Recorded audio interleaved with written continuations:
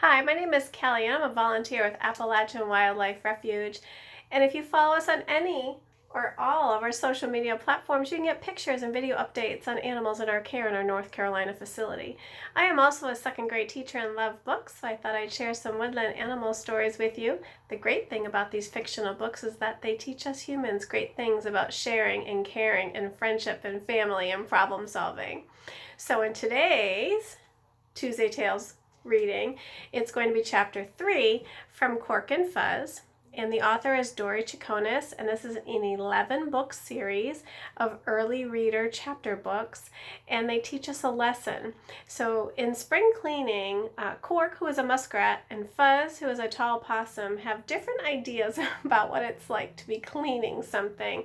So Cork is the cleaner, the go-getter, and Fuzz not so much. So when we left off at chapter 2, they had found something underneath one of the leaves that they were making a pile from.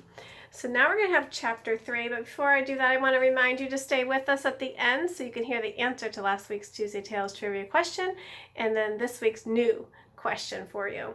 So this is chapter 3. I'm going to show you the beautiful illustration. Reminds me of cherry blossoms and magnolia trees in the spring. And there's Fuzz. He found 3 stones for his collection. "We are not looking for stones," Cork said. "We are cleaning." Cork threw more twigs on the brush pile.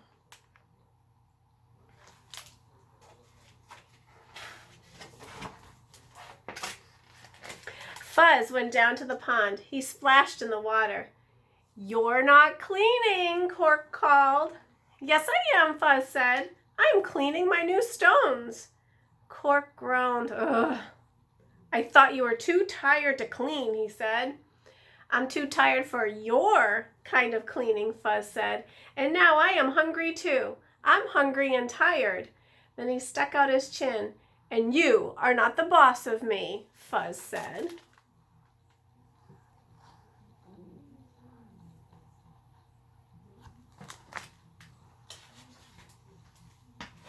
Cork sighed.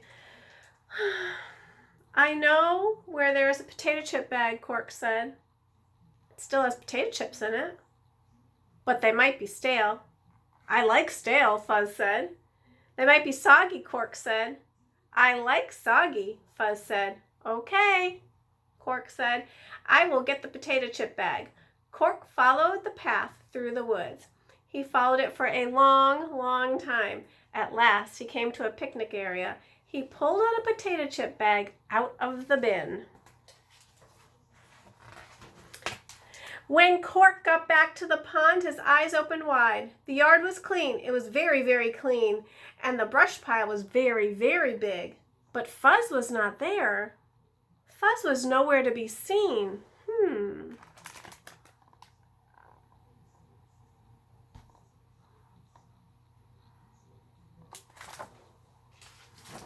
I wonder where Fuzz is.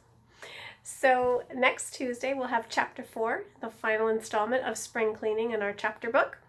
Thinking back to last week's Tuesday Tales trivia question, the question was, how many calls to our hotline for animals in need did Appalachian Wildlife Refuge get in 2019? So January to December, how many calls did we get in 2019, the entire year, for animals in need?